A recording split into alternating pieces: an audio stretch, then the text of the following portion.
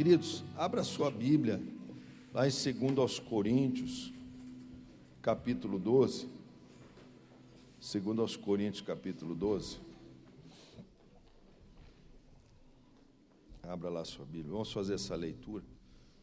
Se você não tem Bíblia ainda, chegaram várias Bíblias com preço bem acessível, você pode passar o seu cartão. No final a pastora vai mostrar umas aqui, tá bom, queridos? Bíblia, olha só, você tem que aprender a manuseá-la, querido? Com reverência à palavra de Deus, fique em pé, queridos, tá bom? Por favor, com reverência à palavra do Senhor. Vamos fazer a leitura aqui. É o capítulo inteiro, tá bom? 2 Coríntios, capítulo 12. Se você não tem, então está ali no altar. Diz assim: é necessário gloriar-me, embora isso não adiante nada, passarei as visões e revelações do Senhor. Conheço um homem em Cristo que há 14 anos fora arrebatado até o terceiro céu. Se no corpo não sei, se fora do corpo não sei, Deus o sabe. E sei que o tal homem, se no corpo, se fora do corpo não sei, Deus o sabe. Foi arrebatado ao paraíso e ouviu palavras inefáveis, as quais não é lícito ao homem referir. De um assim me gloriarei, mas de mim mesmo não me gloriarei, senão nas minhas fraquezas.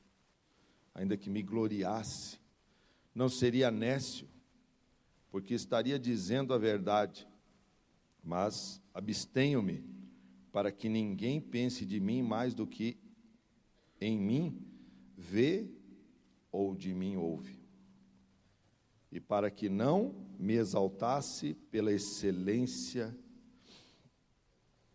excelências das revelações, foi-me dado um espinho na carne, a saber, um mensageiro de Satanás, para me esbofetear, a fim de não me exaltar.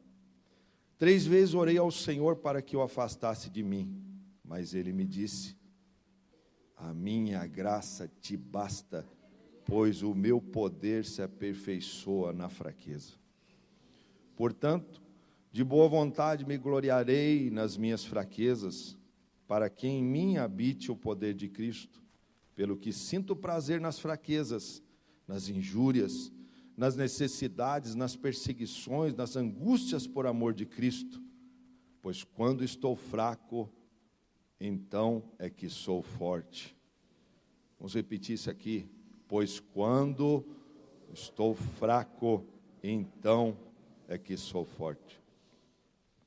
Fui insensato em gloriar-me, mas vós me constrangestes. Eu devia ser louvado por vós, visto que em nada fui inferior a esses tais apóstolos, ainda que nada sou. Os sinais do meu apostolado foram manifestados entre vós com toda a paciência, por sinais, prodígios e maravilhas, em que tendes vós sido inferiores ou as outras igrejas, a não ser que eu mesmo não vos fui pesado? Perdoai-me esta injustiça. Agora estou pronto para ir ter convosco pela 3ª vez, e não vos serei pesado, porque não busco o que é vosso, mas sim a vós. Afinal de contas, não devem os filhos entesourar para os pais, mas os pais para os filhos. Eu de muito boa vontade gastarei e me deixarei gastar pelas vossas almas, ainda que amando-vos cada vez mais seja menos amado. Mas seja como for, eu não vos fui pesado. Contudo, sendo astuto, vos prendi com dolo. Aproveitei-me de vós por intermédio de algum daqueles que vos enviei. Roguei a Tito e enviei com ele meu irmão. Aproveitou-se Tito de vós? Acaso não andamos no mesmo espírito? Não seguimos as mesmas pisadas? Pensai que nós estamos desculpando convosco? falamos em Cristo perante Deus, e tudo isto, ó amados, para a vossa edificação. Pois receio que, quando chegar, não vos ache como eu quero, eu seja achado de vós, como não me quereis, que de alguma maneira haja contendas, invejas, iras, porfias, detrações, mexericos, orgulhos e tumultos. Receio que, quando outra vez o meu Deus me humilhe no meio de vós, e chore por muitos daqueles que dantes pecaram, e não se arrependeram da impureza, prostituição, lascívia que cometeram. Feche os teus olhos, Pai. Queremos pedir a luz do Teu Espírito. Queremos pedir que o Espírito Santo venha falar conosco, venha falar com esta igreja. Me usa como um instrumento, um vaso, me usa como um conector aos céus, para trazer, meu Pai, o que está no trono da Tua graça para esta noite, meu Pai. Que essa pessoa possa ter entendimento, que ela saia daqui liberta pela Tua palavra, que ela saia daqui, meu Deus, batendo no peito e reconhecendo suas falhas, que nós possamos todos juntos, ó Pai, sairmos daqui com o coração arrependido, pois a Tua graça nos basta. Amém? Glória a Deus. Pode sentar, querido.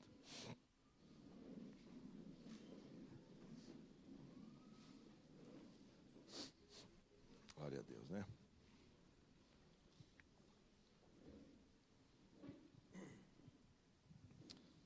O tema da palavra é: a Tua graça me basta. A Tua graça me basta. Amém, queridos? Que bom tê-los aqui nessa noite. Tantas coisas têm puxado vocês daqui desse lugar, e vocês priorizaram a casa de Deus. Pode ter certeza que o Senhor irá priorizar a sua necessidade nessa semana. Pode ter certeza disso. Queridos, o que nós vemos aqui, um apóstolo, homem de Deus, o apóstolo Paulo, ele está relatando algo que aconteceu com ele. Uma visão, algo tremendo de Deus. A Bíblia diz que ele vai ao terceiro céu, que ele vai até o paraíso, que ele sobe nesse lugar. Nós não sabemos se ele vai com o seu corpo, algo assim, talvez extraordinário, mas não interessa. O que interessa é que ele teve uma visão e que ele viu o paraíso. Ele não viu só esse céu que nós vemos. O segundo céu é o céu das estrelas e o terceiro céu é o paraíso. Os judeus criam em 7 céus. Nós cremos em 3 céus, como ele está falando aqui. Ele então vai até o terceiro céu. Ele tem uma visão, ele começa...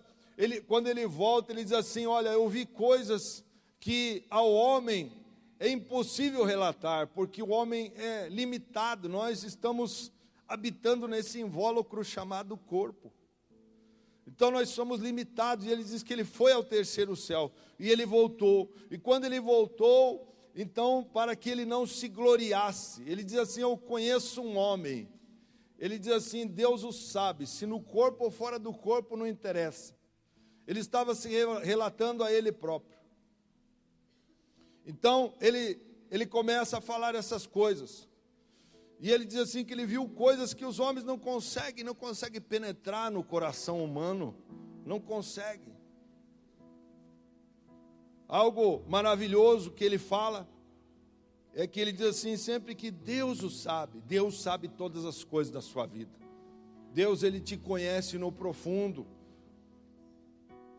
E quando ele volta, para que ele não se gloriasse, porque, queridos, nós como homens de Deus, somos muitas vezes usados por Deus.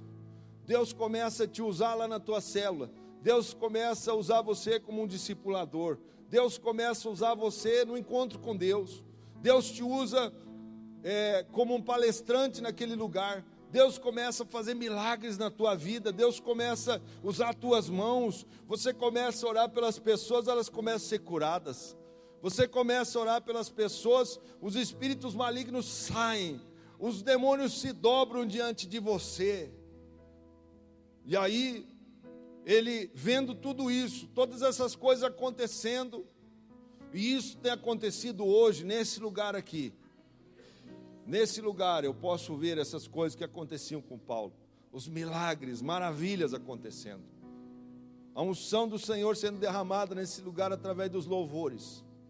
Quando você adora o Senhor, nós temos visto assim, um fogo de Deus nesse lugar, a presença dEle, curando pessoas, libertando pessoas, mesmo sem a gente impor mãos. Mas aqui nós vemos esse homem então relatando que ele viu coisas, e ele então, ele é muito usado pelo Senhor, e algo acontece com ele, um espinho na carne, uma luta que ele tem. A Bíblia diz que ele orou por 3 vezes, Senhor, afasta de mim isso. Jesus também orou, Pai, afasta de mim esse cálice, afasta de mim. Por 3 vezes Jesus também ora, Pai, afasta de mim esse cálice, Pai. Todavia não seja o que eu quero, mas seja feita a tua vontade. Paulo também ora 3 vezes. Paulo também diz assim, Senhor, olha, esse espinho está me doendo, um mensageiro de Satanás para me esbofetear. Queridos, quero te dizer uma coisa para você. Você que é uma pessoa de liderança dentro dessa casa, Deus te levantou como um líder no reino de Deus. Pode ter certeza que o Senhor não vai deixar você ser derrubado pelo seu orgulho, porque o que tem derrubado homens e mulheres de Deus é o orgulho. Mas aquele que ele tem propósito, o Senhor vai colocar um espinho na sua carne e vai te doer, meu irmão. Mas isso será o combustível, o alimento para você buscar mais a Deus, para você se dedicar mais ao reino de Deus. Esse é o alimento do homem e da mulher de Deus. Uma das coisas que nós vemos é que o Senhor então fala para ele, olha, a minha graça te basta. O que eu entendo aqui é que existem orações que Deus não vai responder.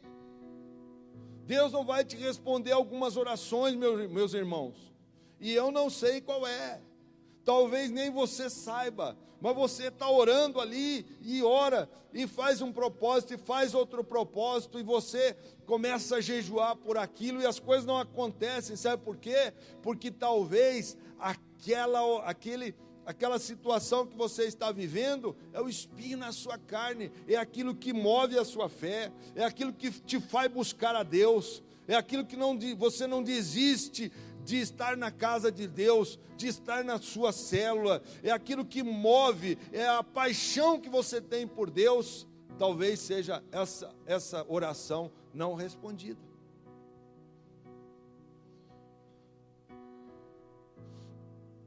Uma das coisas que nós temos que entender é que quando o Senhor falou assim, a minha graça te basta. Eu quero que você só entenda um pouquinho, quero fazer aqui um parênteses na mensagem, para você entender o que é um pouquinho a graça de Deus. Tem uns versículos que eu quero compartilhar com vocês, pode colocar lá, são 3 versículos, 3 versículos, coloca lá para nós, por favor. Então olha só aqui, sendo justificados gratuitamente pela sua graça, mediante a redenção que há em Cristo Jesus. Hoje, meu irmão, você é justo diante de Deus, não porque nós somos alguma coisa, não, é porque a justiça de Deus, pela graça, quando você entregou sua vida para Jesus, se você não entregou, você fará isso hoje, nós vamos dar uma oportunidade a você. Mas quando você entrega a sua vida ao Senhor Jesus, então a graça dele te cobre, ele te alcança. Graça significa favor sem merecimento.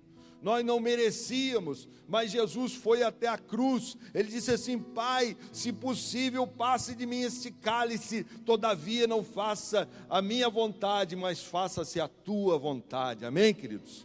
Sabe o que é isso? Jesus então bebe aquela taça, a taça da ira de Deus. que fez com que Deus até virasse o rosto. Isso não está na Bíblia, mas a gente entende que Deus, Ele odeia o pecado, então Ele enche aquela taça da sua ira, faz Jesus beber até a última gota, e essa ira dele era a ira contra o pecado, eram todos os nossos pecados, todos aqueles pecados horríveis, prostituições, assassinatos, tanto lixo, tudo isso Jesus bebeu naquela taça. Então, quando ele morre, e quando logo após ele ressuscita, então a graça do Senhor é completa, é o favor que nós não merecemos, mas Ele comprou-nos com o seu sangue, amém, queridos? Ele nos comprou. Pode colocar o outro verso. Então diz assim, mas se é pela graça, já não é pelas obras. De outra maneira, a graça não é graça. Então, não é pela obra que você é salvo, é pela graça do Senhor. Por isso, meu irmão, não adianta, as pessoas querem fazer obras sociais, acham que obras sociais vão salvá-la. Mentira do inimigo. Não pense que a ONG vai salvar você, não pense que você trabalhando lá não vai te salvar, mas você vai entender, daqui a pouco vou passar outro versículo também. As pessoas que querem salvação ajudando os pobres, nada disso. Até Jesus falou assim, os pobres tereis sempre, a mim nem sempre me tereis. Essa mulher fez uma boa obra para comigo, derramando um vaso caríssimo de unguento sobre a cabeça de Jesus. Olha só, próximo verso. Assim também a fé, se não tiver obras, é morta em si mesmo. Tiago, meio-irmão de Jesus, por parte de mãe, está falando aqui.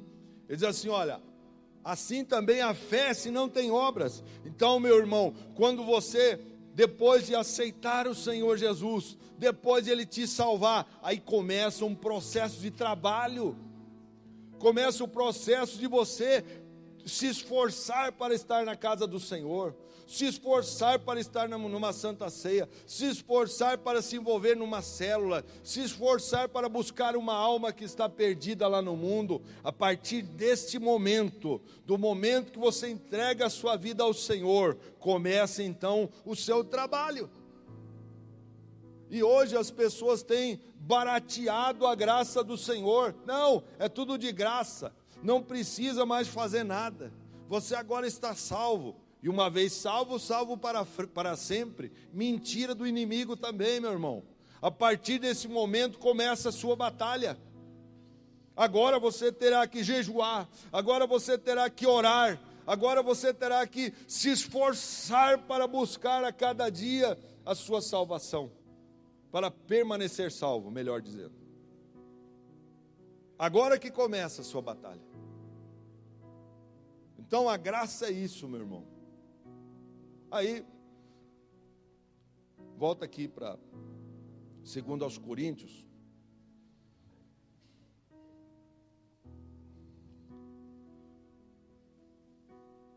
Essa semana eu estava orando,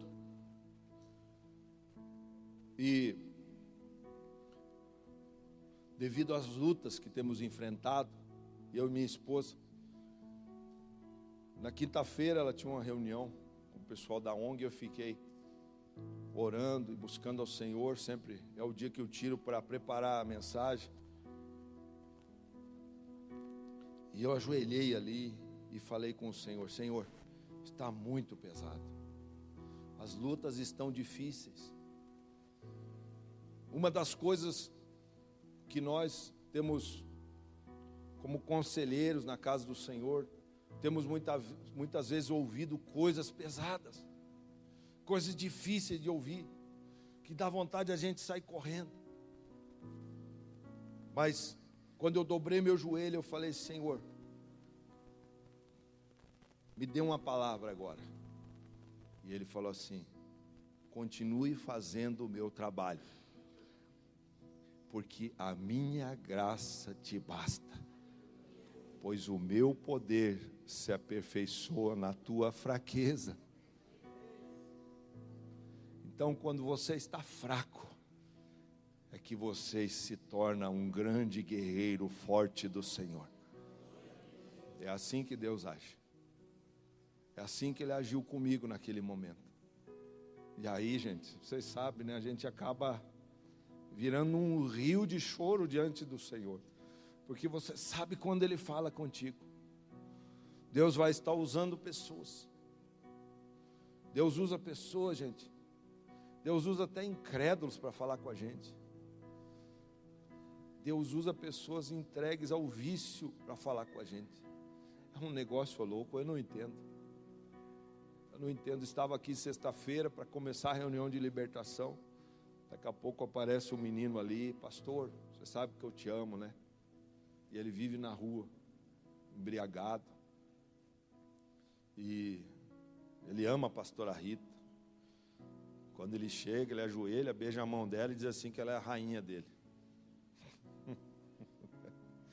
Mas só que ela é primeiro a minha rainha, né? Depois é a dele.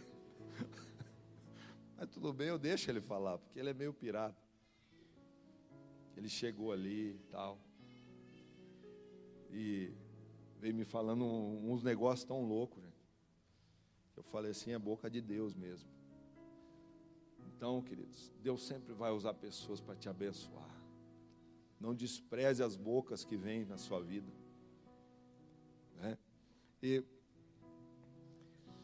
olha o que diz aqui no verso 7, diz assim: e para que não me exaltasse pelas excelências das revelações, foi-me dado um espinho na carne, a saber, um mensageiro de Satanás, para me esbofetear, a fim de não me exaltar. Não me exaltar.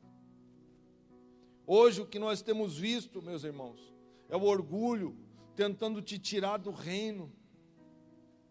Uma das coisas que nós temos notado também são os músicos. Os músicos desse altar são muito atacados, músicos e cantores.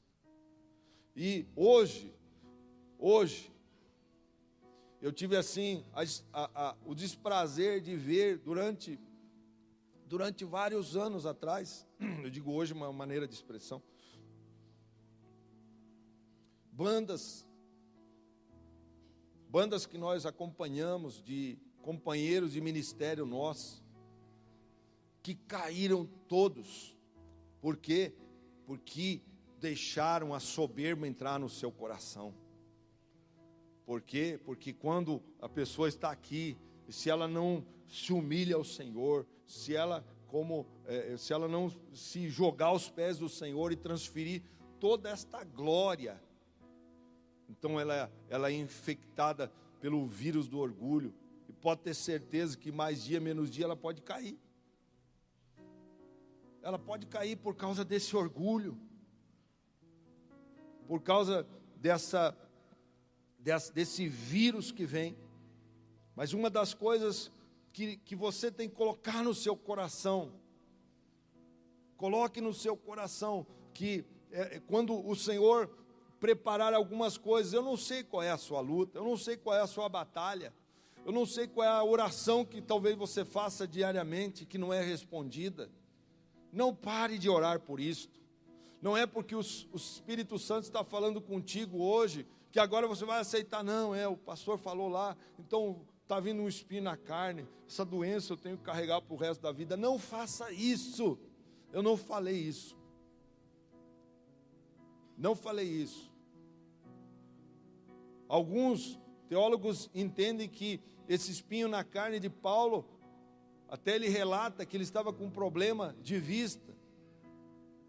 Em outro livro que ele escreve, outra carta. Mas, queridos, nós não temos certeza disso.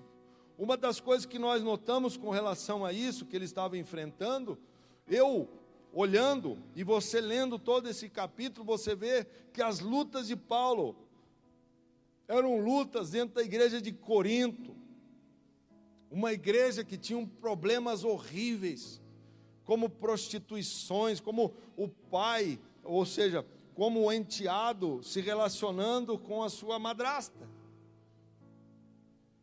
divisões dentro daquela igreja, algo horrível, prostituições, lascívia, Sabe o que é lascívia? A lascívia, a fornicação, as coisas que andam muito juntas. Lascívia é quando você tenta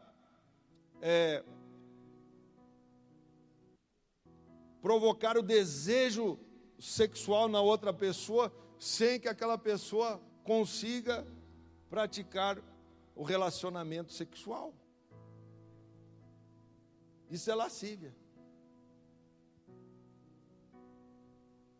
É a mulher toda sensual. E aí a gente vê o outro lado, que tem uma pombagira, e que muitas vezes se requebra, e quebra para lá e quebra para cá, e quase quebra o irmãozinho que está do lado. Então isso chama-se lascívia. Provocar um desejo que não será saciado.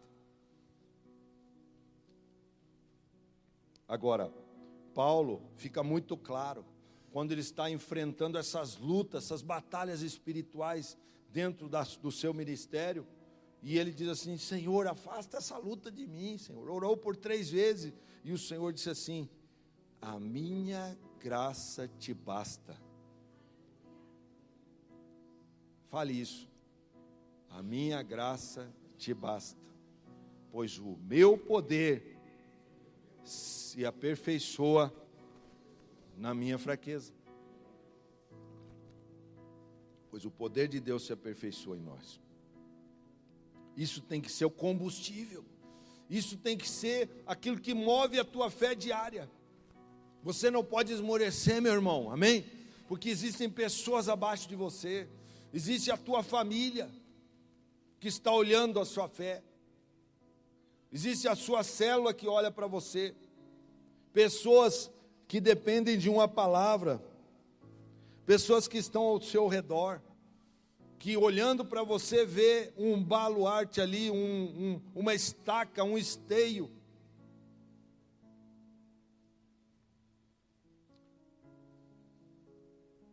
Olha o que diz o versículo 10, ele diz assim: portanto, de boa vontade me gloriarei nas minhas fraquezas, para que em mim habite o poder de Cristo. Deixa eu te falar algo assim.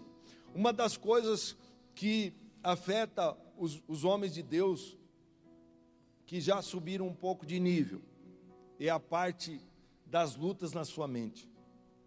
As lutas na nossa mente são intensas, porque o inimigo sabe que ele não vai conseguir me derrubar com prostituição ou com adultério, seja lá com o que for.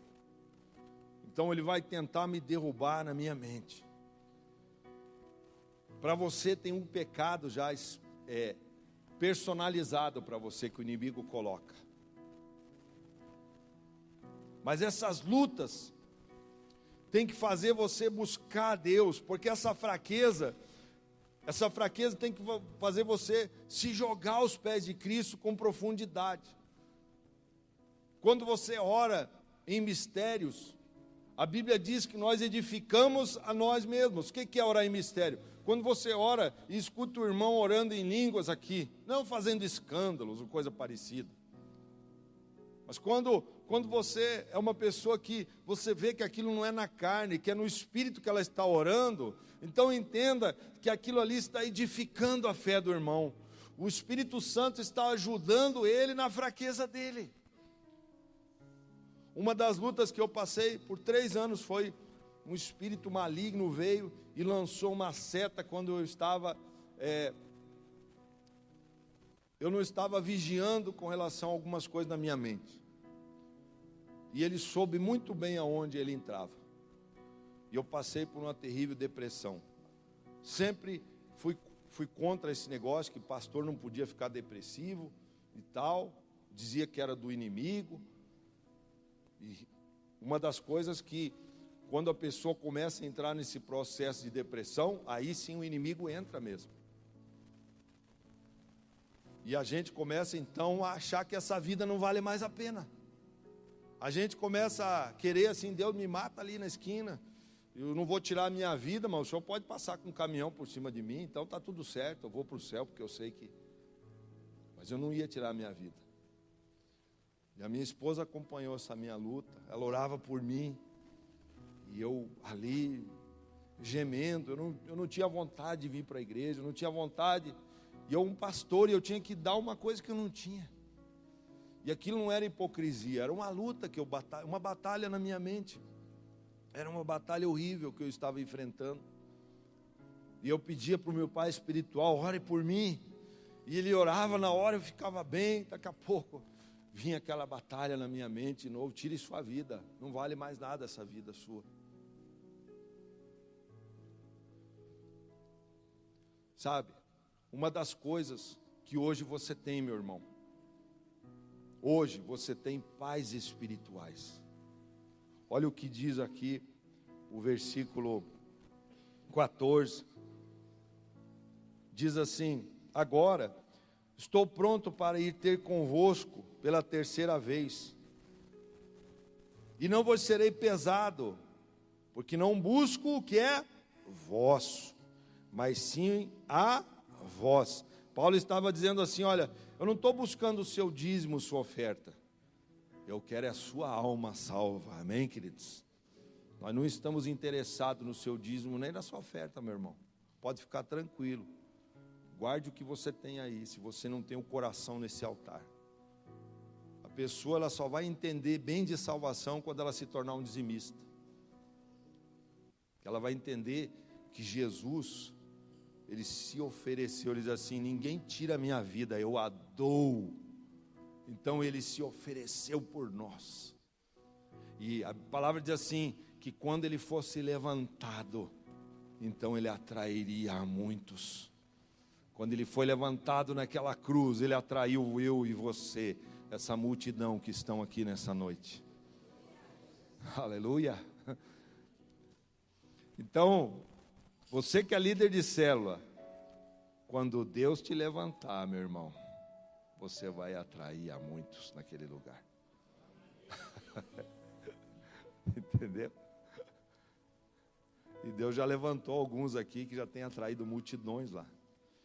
Queridos, aí ele diz assim, ele diz mais: afinal de contas, não devem os filhos entesourar para os pais, mas sim os pais entesourar para os filhos. O que é isso? Isso é algo tremendo. Queridos, semana passada a palavra foi sobre você honrar os seus líderes, seus discipuladores, pais espirituais. Hoje, nós vemos aqui que nós somos os pais. Nós somos as pessoas que nós pegamos um facão e nós começamos a abrir uma picada no meio da fé, na caminhada da vida. Nós pegamos esse facão e começamos a abrir uma picada no meio da mata. Mas lá no meio da mata sempre existe um espinho, uma árvore que nos cortou, que nos machucou. Isso deixou marcas em nós. Depois daquela picada, a gente abriu um carreiro. Depois do carreiro, a gente foi abrindo uma estrada. Nós fomos melhorando o caminho. Nós fomos errando e errando e errando, e a vida nos ensinou através dos erros. Por quê? Porque nós não tivemos pais espirituais. Eu tive meu pai, ele faleceu, eu tinha 10 anos de idade. A partir dali a vida me ensinou. Eu tinha, claro, minha mãezinha que está aqui, mas ela não conseguiu segurar 2 piá dentro de casa. Eles voaram de lá, que era eu e meu irmão. E a gente caiu nesse mundo e nos sujamos todos. Então a gente foi errando, mas a gente foi abrindo essa estrada. Quando a gente conheceu o Senhor, então a gente foi colocando saibro naquela estrada. Depois desse saibro, a gente pavimentou a estrada, para que você hoje pudesse passar por ela. Só que o caminho está meio nebuloso para você, meu irmão. Sabe por quê? Enquanto você não pedir a bênção para o seu pai, que somos nós os pais espirituais, muitas vezes a pessoa ela toma atitudes, depois ela só vem com o resultado horrível. Ela vem com aquele resultado que ela não pediu.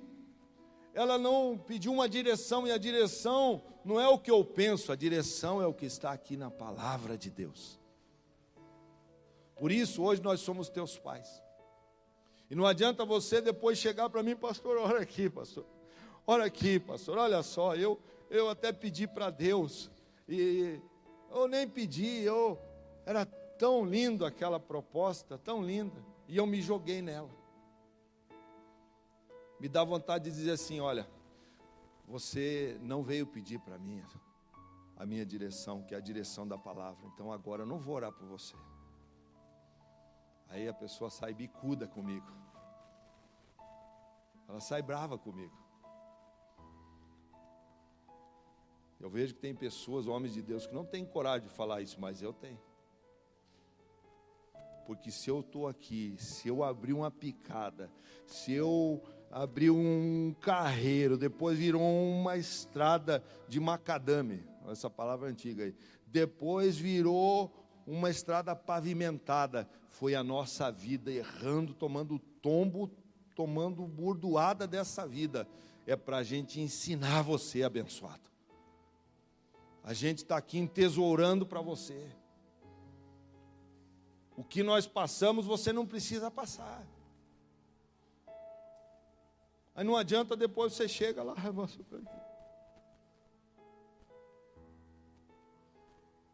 nós queremos te ajudar, meu irmão. Nós queremos fazer, não você sofrer, nós queremos que você tenha a bênção na sua vida. Queremos que você seja abençoado na sua vida.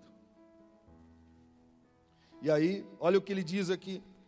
Ele diz assim, no verso 15, eu de muito boa vontade gastarei e me deixarei gastar pelas vossas almas, ainda que amando-vos cada vez mais, seja menos amado. Volta e meia, e o pastor Sérgio, a gente sempre está por aqui na igreja orando, de manhã e tal. Daí, ele olha para mim, eu olho para ele. Nós estamos ficando mais usados. Caiu uns par de fio de cabelo. Está ficando branco. Eu me lembro quando ele chegou na igreja, ele era magrinho. Como ele diz agora, pelas comunhões que ele faz aí nas células, né? Então ele está ficando cheinho. Ele nem está aqui agora. E só que nós estamos nos gastando por vocês, meus irmãos. Nós estamos gastando a nossa vida pela tua vida. Esse é o nosso legado que nós vamos deixar nessa terra. O que é que você tem feito por pessoas, por almas? Você tem se gastado também? Ou você não? Eu vou fazer uma recalchutagem, fazer uma lipoaspiração. Está preocupado só com o seu corpo? Tudo bem, ele é o templo do Espírito, mas ele não é o seu Deus.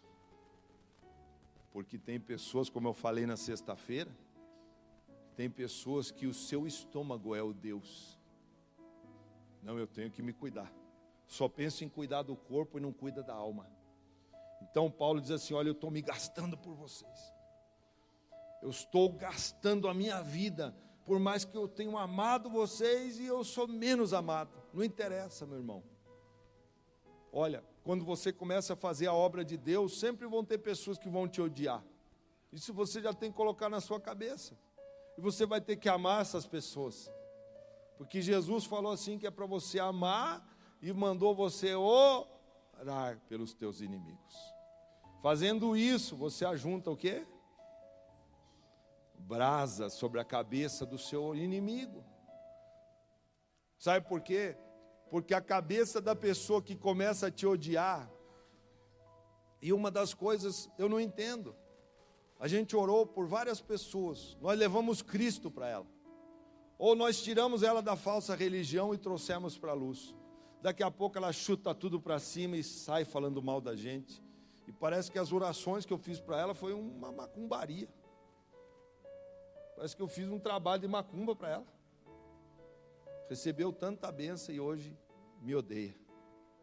Mas quando você se gasta e se deixa gastar, mesmo não sendo amado, mas você faz por amor àquela alma, então você junta a brasa sobre a cabeça dela. E você liberta aquela pessoa, porque onde tem o fogo de Deus, as trevas têm que sair. Ele diz assim no verso 16: mas seja como for, eu não vos fui pesado, contudo, sendo astuto, vos prendi com dolo. O que ele está dizendo aqui? Ele diz assim: olha, eu quis ganhar a tua alma, eu fiz coisas assim, provocando mesmo a tua salvação. Ele diz mais: aproveitei-me de vós por intermédio de alguns daqueles que vos enviei. Aí ele fala de Tito. Olha, eu enviei Tito aí para vocês. E eu quero encerrar aqui a minha palavra.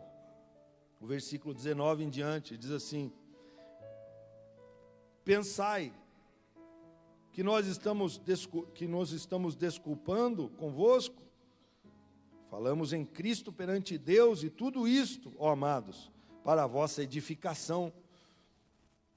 Paulo, ele começa a falar para essas pessoas lá da igreja, para esses discípulos dele, que ele via, Paulo com temor, ele via assim que existiam pessoas imaturas, pessoas que ouviam e distorciam a palavra dele, pessoas que não entendiam a palavra que saía da boca daquele homem. Olha, no verso 20, pois receio que quando chegar não vos ache como eu quero. Ele queria que eles fossem pessoas edificadas na fé, que de alguma maneira haja contendas. Aqui ele começa a citar algumas brigas entre as pessoas, brigas entre os irmãos. Gente, será que você hoje veio para cá, esse lugar, a gente fala que é um hospital, por mais que está tudo preto aqui, mas é um hospital essa casa. É o lugar de vir as pessoas doentes. Mas há quanto tempo você está doente na casa de Deus? Talvez já é quase um líder e ainda está em contendas. O que é contenda? Não é a cidade ali. Contenda são confusões. Criando confusões dentro da casa de Deus. Criando confusão no estacionamento. Criando confusão na salinha das crianças. Criando confusões dentro da casa de Deus. Então ele está dizendo assim: poxa, já era para vocês terem uma fé madura. Essas coisas são para os meninos na fé. Essas coisas são para as crianças na fé. Crianças é que dizem é meu. O adulto não diz é meu. O adulto, ele reparte. Ele partilha. Amém, queridos? E ele diz mais, então ele diz assim: contendas, invejas. A inveja é aquilo que eu não consegui ter, mas o outro tem.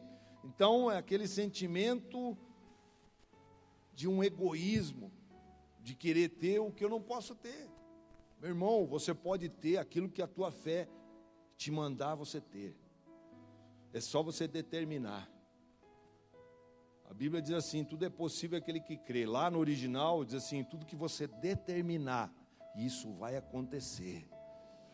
Se você determinar, vai acontecer. Isso é fé.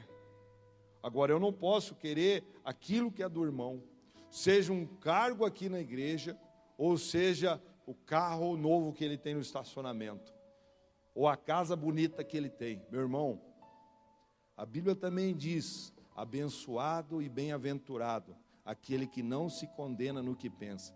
Se para você uma casinha humilde está bom, o seu carrinho que te leva para o teu lugar de trabalho está bom, só não dê mau testemunho. Uma das coisas que você tem que coloque na sua cabeça é que sua casinha tem que ser um pedacinho do céu. Aquilo ali tem que ter paz daquele lugar. Quando as pessoas pisarem lá, tem que ter paz. elas sentirem, poxa, mas o que tem dentro dessa casa aqui? Sabe o que é? É a paz do Senhor que está lá dentro.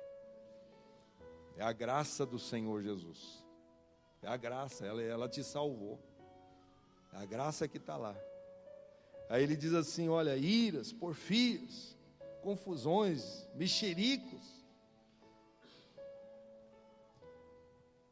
fofoca, que nós falamos a semana passada aqui, tumultos. E aí ele diz assim no verso 21, receio que quando for outra vez, o meu Deus me humilhe no meio de vós. Olha, Paulo, ele tinha um receio com ele, que Deus ia humilhar Paulo lá na frente deles. Por quê? Paulo preferia ser humilhado por Deus a ser humilhado por aquelas pessoas, porque eles estavam só criando problemas dentro da igreja. Queridos, quando eu falo isso aqui, eu não estou dizendo que vocês têm criado problemas aqui, porque graças a Deus nós não temos problemas nessa igreja. O que nós temos muitas vezes são pessoas que ainda não são curadas e que muitas vezes a gente escuta coisas e nós temos que jogar isso fora. Porque é um processo no crescimento espiritual de cada um. E quando o Espírito nos traz essas coisas, primeiro eu tenho que fazer um exame interno dentro de mim. Diz assim, Espírito Santo, me mostre onde eu estou errando, aonde eu estou falhando, eu quero me arrepender. Eu quero me arrepender dos meus erros. Então Paulo chega lá e diz assim, olha, quando eu chegar outra vez, o meu Deus me humilhe no meio de vós, e chore por muitos daqueles que dantes pecaram. Uma das coisas, queridos, que você que tem um chamado pastoral, se você não chora pelas almas, pode esquecer.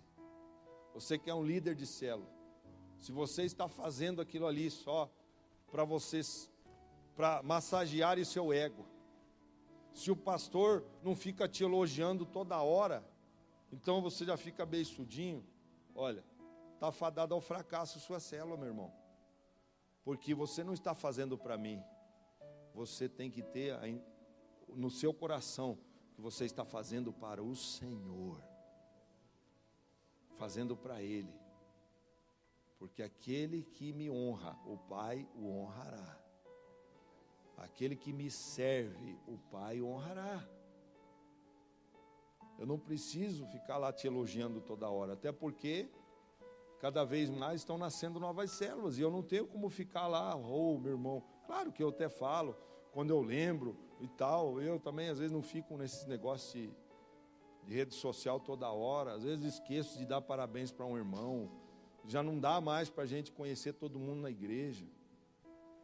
Queridos, essas coisas vocês não estão fazendo para mim, vocês estão fazendo para o Senhor, para Ele que você está fazendo.